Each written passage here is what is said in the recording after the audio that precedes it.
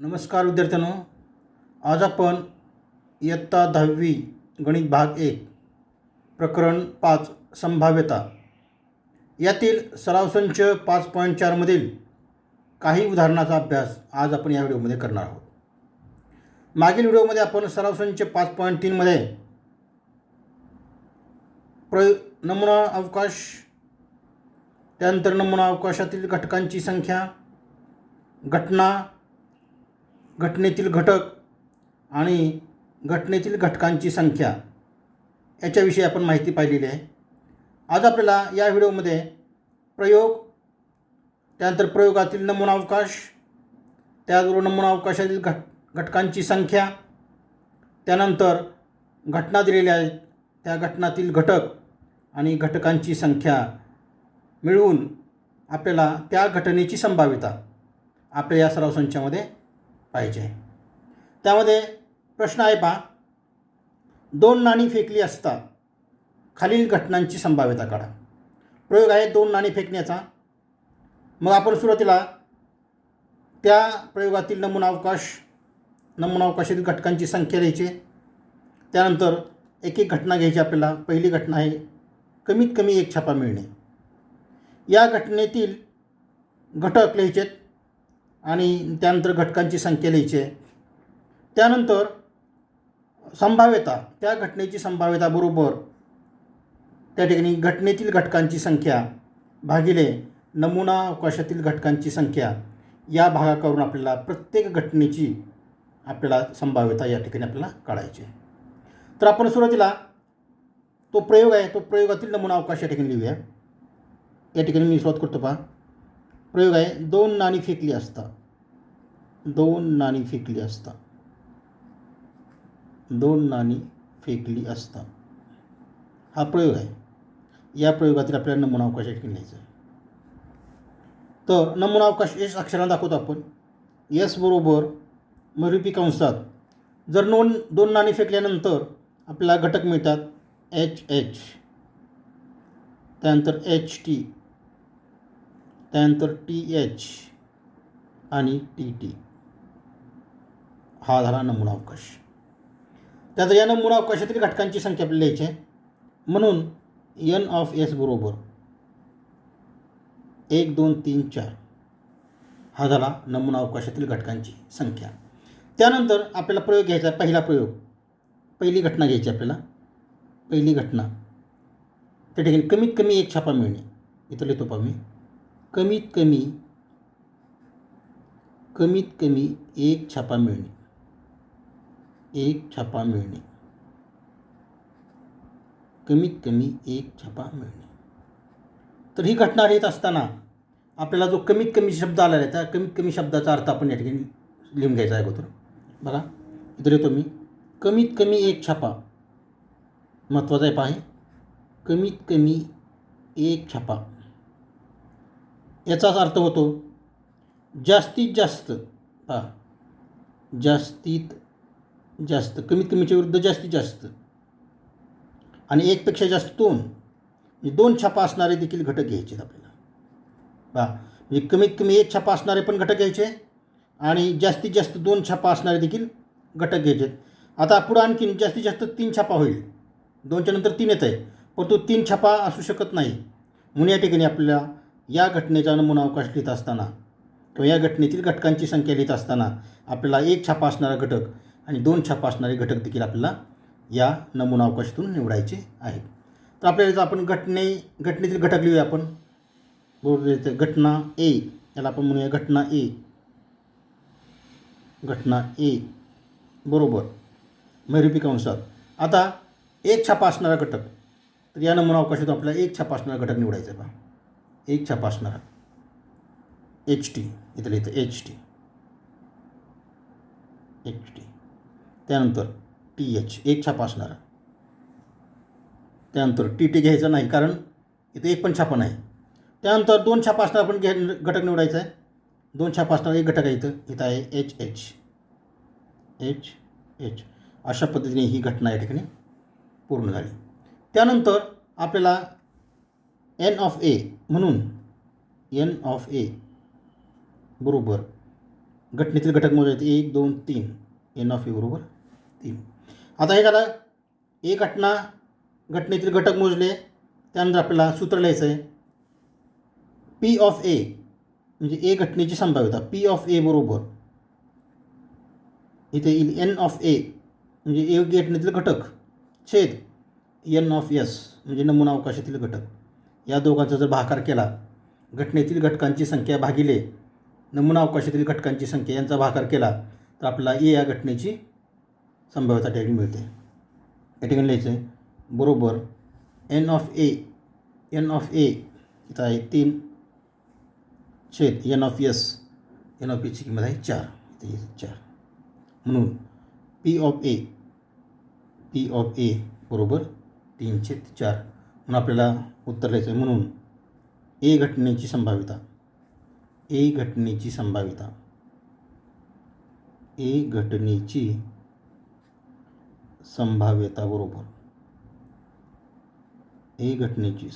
बरोबर या ठिकाणी येईल 3/4. अशा पद्धतीने आपल्याला ए घटनेची संभाव्यता लिहायची आहे.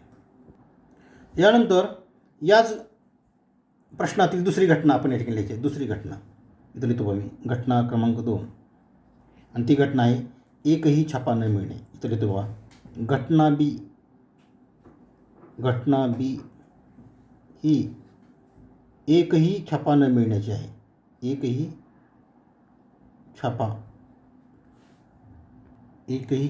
न मिळणे. तर आता या घटनेची आपल्याला घटकांची संख्या लिहायची आहे. एकही छापा नसायला पाहिजे म्हणून या ठिकाणी येईल बी बरोबर महिरूपी कंसात. आता आपल्या घटनेतील घटक बघूया आपण. घटनेतील घटक बघा, नमुना अवकाशातील घटक बघा. एच 2 छापा आहे, HT 1 छापा आहे, TH 1 छापा आहे, TT इथं एकही छापा नाही ना, आपल्याला तोच पाहिजे. एकही छापा नसलेला घटक म्हणजे तो आहे TT. खालच्या बाजूला लिहायचं आपल्याला TT. एकही छापा नसलेला घटक म्हणजे तो आहे TT. म्हणून या ठिकाणी येईल एन ऑफ बी बरोबर एक घटक आहे म्हणून या ठिकाणी लिहायचं आहे. या ठिकाणी लिहायचं आहे घटने पी ऑफ बी. या ठिकाणी लिहायचं पी ऑफ बी घटनेची संभाव्यता. पी ऑफ बी बरोबर एन ऑफ बी छेद n of S. N of B बरोबर एन ऑफ एस. आता एखादं लिहायचं आपल्याला n of P of B बरोबर एन ऑफ बी आहे 1 आणि एन ऑफ एस आहे 4. म्हणून या ठिकाणी आपल्याला पी ऑफ बी बरोबर भाग जात नाही, येथील पी ऑफ बी बरोबर 1/4 म्हणून उत्तर द्यायचं आहे. म्हणून बी घटनेची संभाव्यता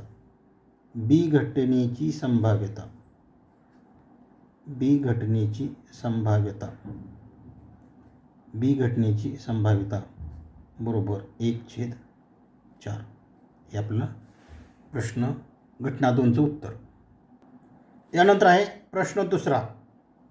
2 फासे एकाच वेळी टाकले असता हा प्रयोग आहे आणि या प्रयोगावरून खाली 3 घटना दिल्या आहेत तुम्हाला. त्या तिन्ही घटनाची संभाव्यता काढायची. पहिली घटना आहे पृष्ठभागावरील अंकाची बेरीज कमीत कमी 10 असणे. दुसरी घटना आहे पृष्ठभागावरील अंकाची बेरीज 33 असणे. आणि तिसरी घटना आहे पहिल्या फाशावरील अंक दुसऱ्या फाशावरील अंकापेक्षा मोठा असणे. अशा 3 घटनांची आपल्याला संभाव्यता काढायची. सुरुवातीला जो आपल्याला प्रयोग दिला आहे त्या प्रयोगातील नमुना अवकाश आणि नमुना घटकांची संख्या आपल्याला अगोदर लिहावी लागेल. त्यानंतर एक एक घटना घेऊन त्या घटनेतील घटक लिहायचे आहेत, त्या घटनेतील घटकांची संख्या लिहायची आहे आणि घटनेची संभाव्यतेचं सूत्र म्हणजे घटनेतील घटकांची संख्या भागिले नमुना अवकाशातील घटकांची संख्या हे सूत्र वापरून आपल्याला प्रत्येक घटनेची संभाव्यता या ठिकाणी काढायची. सुरुवातीला मी लिहितो 2 फासे एकाच वेळी टाकले असता. प्रयोग आहे हा. 2 फासे एकाच वेळी टाकले असता. हा प्रयोग आहे. या प्रयोगाचा नमुना अवकाश लिहायचा आहे. टाकले असता आपण अगोदर पाहिलेला आहे पहा. तर नमुना अवकाश S या अक्षराने दाखवला जातो. S बरोबर नमुना अवकाशातील घटक लिहायचे आपल्याला. 2 फासे एका वेळी टाकले असता. फाशावर 1 2 3 4 5 6 अशी टिंब असतात. सुरुवातीला येईल 1 1 स्वल्पराम 1 2 1 3 1 4 1 5 1 6 स्वल्पराम. पुन्हा सुरुवातीला 2 घ्यायचा आहे आणि 1 ते 6 पर्यंत जायचं आहे. 2 1 2 2 2 3 2 4 2 5 2 6. त्यानंतर सुरुवातीला 3 घ्यायचं आहे आणि 6 पर्यंत जायचं आहे. 3 1 3 2 3 3 3 4 3 5 3 6. त्यानंतर 4 घ्यायचा आहे आणि पुन्हा 6 पर्यंत जायचं आहे. पहा 4 घ्यायचा आहे पुन्हा 6 पर्यंत जायचं आहे. 4 1 4 2 4 3 4 4 4 5 4 6. 5 घ्यायचं आहे आणि 1 ते 6 पर्यंत जायचं आहे. 5 1 5 2 5 3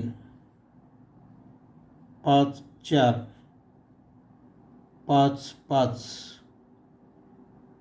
5 6. आणि शेवटी 6 घ्यायचं आहे. 6 पासून 1 ते 6 पर्यंत जायचं आहे. पहा 6 1 6 2 6 3 6 4 6 5 आणि 6 6. आणि इथं महिरूपी कंस पूर्ण करायचं आहे. अशा पद्धतीने आपण या नमुना अवकाश या ठिकाणी लिहिलेला आहे प्रयोगाचा.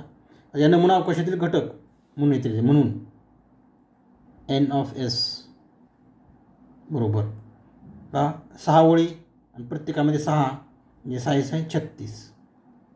हे झाले नमुना अवकाशातील घटक. एकदा नमुना अवकाशातील घटक लिहिल्यानंतर आपल्याला पहिली घटना घ्यायची आहे. इथं टाकतो मी 1 नंबर आणि इथं लिहितो मी घटना A. त्यांना A नाव देतो मी. घटना A ही पृष्ठभागावरील अंकाची बेरीज.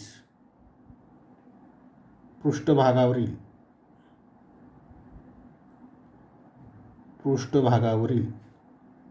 अंकाची बेरीज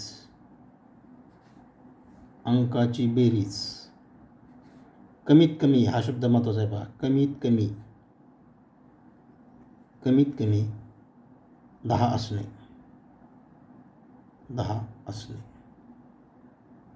पृष्ठभागावरील अंकाची बेरीज कमीत कमी 10 असणे.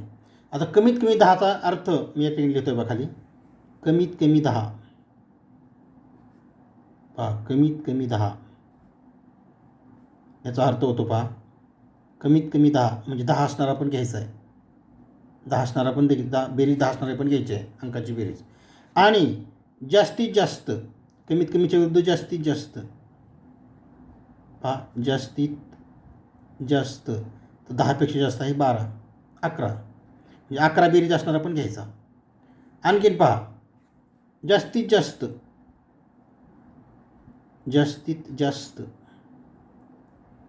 11पेक्षा जास्त म्हणजे 12 म्हणजे 12 बेरीज असणारा पण घ्यायचा आहे. आता 12पेक्षा जास्त 13 येते, परंतु 13 बेरीज असू शकत नाही. फाशावरील अंकाची बेरीज 13 असू शकत नाही. म्हणून या ठिकाणी 10 बेरीज असणारा पण घ्यायचा, 11 बेरीज असणारा पण घ्यायचा आणि 12 बेरीज असणारे सुद्धा घटक या नमुना अवकाशातून आपल्याला निवडायचे. तर आपण येत आहे A बरोबर. आता व्यवस्थित लक्ष द्या. A बरोबर ए बरोबर नमुना अवकाशातले घटनेतील घटक लिहायचे आहेत आपल्याला, नमुना अवकाशातून निवडून लिहायचे आहेत. पहा तर 10 बेरीज कुठं आहे पहा, इथं लक्ष द्यायचं. आता 10 बेरीज कुठं असू शकेल पहा, या ओळीमध्ये 10 बेरीज असू शकत नाही.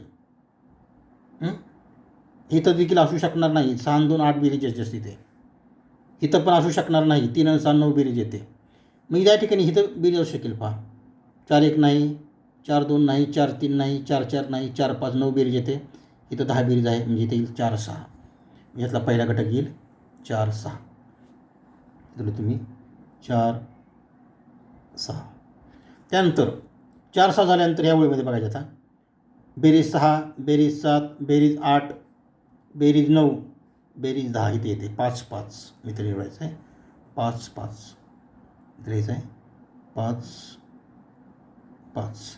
अजून कुठे येते बघा 10 बेरीज बघा इथं. हां इथं येईल 11 बेरीज. म्हणजे आपल्याला 11 बेरीज असणं पण घ्यायचं आहे. पहा 11 बेरीज असणं घ्यायचं म्हणजे 5 6 5 6 5 6. त्यानंतर बघा आता 6 1 बेरीज असू शकत नाही. 10 हे बेरीज असू शकत नाही. 10 हे नाही.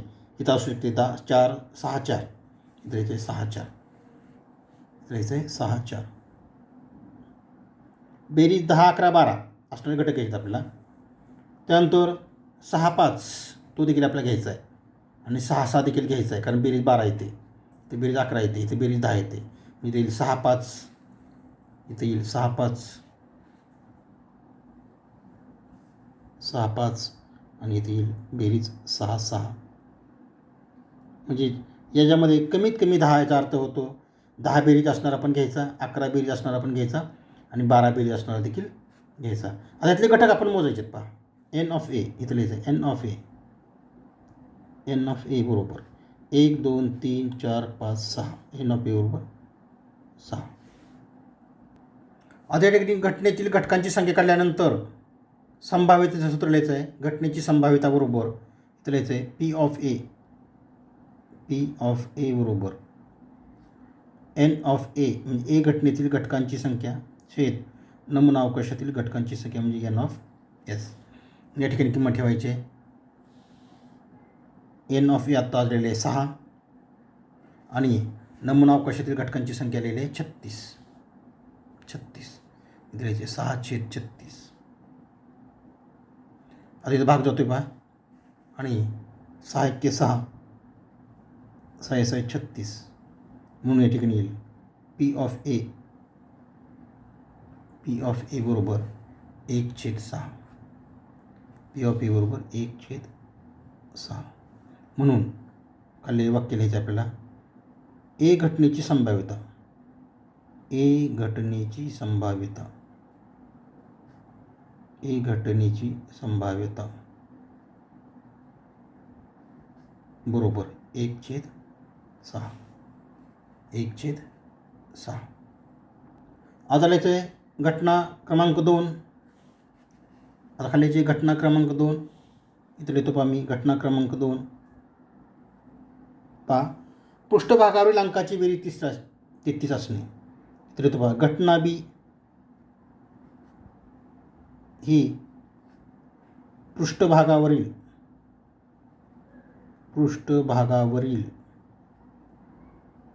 अंकाची बेरीज. पृष्ठभागावरील अंकाची बेरीज 33 असणे. 33 असणे. भाषांच्या पृष्ठभागावरील अंकाची बेरीज 33 असणे. आता या बी घटनेतील घटक आपण नमुना अवकाशातून निवडायचे. बी बरोबर आता पृष्ठभागावर अंकाची बेरीज बघायची आपण. ती बेरीज 33 कुठं येते बघायचं आहे. बघा बेरीज करा. बघा आपण 1 1 2 3 4 5 इथे बेरीज येते जास्त 6. इथे बेरीज येते 8. या ठिकाणी बेरीज येते 9. जास्तीत जास्त या ओळीमध्ये बेरीज आहे 10. या ओळीमध्ये जास्तीत जास्त बेरीज आहे 11. या ओळीमध्ये जास्तीत जास्त बेरीज आहे 12. म्हणजे 12च्या पेक्षा जास्त बेरीज असू शकत नाही. म्हणून जर आपण घटना जर म्हणलं घटनेतील पृष्ठभाग अंकाची बेरीज 33 असणे अशी घटनेतील घटक असू शकत नाही. म्हणजे ज्या घटनेमध्ये कोणताही घटक येणार नाही. म्हणजे या ठिकाणी हा जो घटना बीचा संच आहे तो रिक्त संच आहे. यामध्ये कोणताही घटक त्या ठिकाणी येणार नाही, कारण पृष्ठभाग अंकाची बेरीज जास्तीत जास्त 12 असू शकते, 33 असणार नाही. या ठिकाणी लिहायचं आहे म्हणून एन ऑफ बी बरोबर एकही घटक नाही यामध्ये, म्हणजेच 0 आहे. एकही घटक नाही म्हणजे 0 आहे. आणि या घटनेतील घटकांची संख्या काढल्यानंतर आपल्याला पी ऑफ बी म्हणजे पी घटनेची संभाव्यता लिहायचे. म्हणून पी ऑफ बी बरोबर एन ऑफ बी छेद एन ऑफ एस. बी घटनेतील घटकांची संख्या भागिले नमुना अवकाशातील घटकांची संख्या. आता इथे लिहायचं आहे एन ऑफ बी. आता उत्तर आपल्याला 0 आलं आहे. इथे लिहायचं 0 छेद एन ऑफ एस म्हणजे 36. म्हणजे नमुना अवकाशातील घटकांची संख्या 36 आहे. मग खाली लिहायचं 0 भागिले 36. 0ला कोणत्याही संख्येने भागलं तर 0 येणार, म्हणून उत्तर येणार 0. येईल पी ऑफ बी बरोबर 0. म्हणजे त्याची संभाव्यता ही 0 आहे. त्यानंतर आपल्याला सी घटना घ्यायची आहे. तिसरी घटना इथे लिहितो आम्ही 3. आणि ती घटना आहे पहिल्या फाशावरील अंक दुसऱ्या फाशावरील अंकापेक्षा मोठा असणे. इथे लिहितो आम्ही घटना सी ही पहिल्या फाशावरील अंक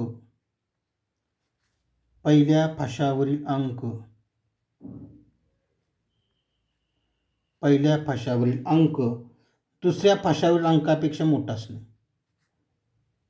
दुसऱ्या फाशावरील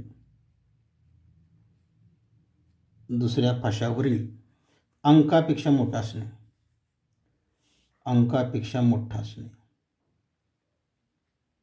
अंकापेक्षा मोठा असणे. म्हणजे सी बरोबर. सी घटनेतील घटक आपल्याला नमुना अवकाशातून निवडायचे आहेत. सी बरोबर. पहा आता कोणता अंक निवडायचा आहे, लक्ष द्यायचं राहून इकडं. तर पहिल्या फाशावरचा अंक मोठा पाहिजे. पहा इथं दोन्ही अंक समानच आहेत. इथं पहिला अंक लहानच आहे, इथं पहिला अंक लहान आहे, पहिला अंक लहान, म्हणजे यामध्ये एकही घटक येणार नाही. आता दुसऱ्या ओळीमध्ये बघू आपण 2 1. पहा पहिला मोठा आहे, हा दुसरा लहान आहे. इथं दोन्ही पण समानच आहेत. इथं पहिला लहान दुसरा मोठा, हा घटक येणार नाही. म्हणजे या ठिकाणी फक्त दुसऱ्या ओळीतला एक घटक येऊ शकेल, तो म्हणजे 2 1. इथं लिहायचं आहे 2 1. व्यवस्थित घटक निवडायचे आहेत. 2 1. आता तिसऱ्या ओळीमध्ये बघू आपण. तिसऱ्या ओळीमध्ये पहिला अंक मोठा आहे, 3 1 घ्यायचा, 3 2 पण घ्यायचा. मात्र 3 3 घ्यायचा नाही, 3 4 घ्यायचा नाही, 3 5 घ्यायचा नाही, 3 6 घ्यायचं नाही. कारण या दोन्ही ह्याच्यामध्ये पहिला अंक मोठा येतो. पहा 3 1 3 2. या ठिकाणी लिहायचं आहे 3 1 3 2. 3 1 3 2. पहा इकडं 3 1 आणि 3 2. आता चौथ्या ओळीमध्ये बघा. आता 4 1 घ्यायचा, पहिला अंक मोठा आहे. 4 2 घ्यायचा, पहिला अंक मोठा आहे. 4 3 घ्यायचा, पहिला अंक मोठा आहे. मात्र 4 4 घ्यायचा नाही, 4 5 घ्यायचा नाही किंवा 4 6 घ्यायचा नाही. या ठिकाणी 4 1 4 2 4 3. खालच्या बाजूला यायचं आहे आपण. इथे यायचं आहे 4 1 4 1 4 2 4 3. त्यानंतर पाचव्या ओळीला यायचं. आता पाचव्या ओळीला पहा 5 1 घ्यायचा, 5 2 घ्यायचा, 5 3 घ्यायचा, 5 4 घ्यायचा. मात्र 5 5 आणि 5 6 घ्यायचा नाही. इथे 5 1 5 2 5 3 5 4. खालच्या बाजूला यायचं. आता इथे येईल 5 1 स्वल्परा. खाली तुम्ही 5 2 5 3 5 4. आणि आता शेवटच्या ओळीमध्ये आपण 6-1 घ्यायचा पहिला अंक मोठा आहे, 6-2 घ्यायचा पहिला अंक मोठा आहे, 6-3 घ्यायचा पहिला अंक मोठा आहे, 6-4 घ्यायचा पहिला अंक मोठा आहे, 6-5 घ्यायचा पहिला अंक मोठा आहे. मात्र 6-6 घ्यायचा नाही, कारण दोन्ही अंक समानच आहेत. मी या ठिकाणी लिहायचं आहे 6-1 ते 6-5. पहा 6-1, 6-2, 6-3,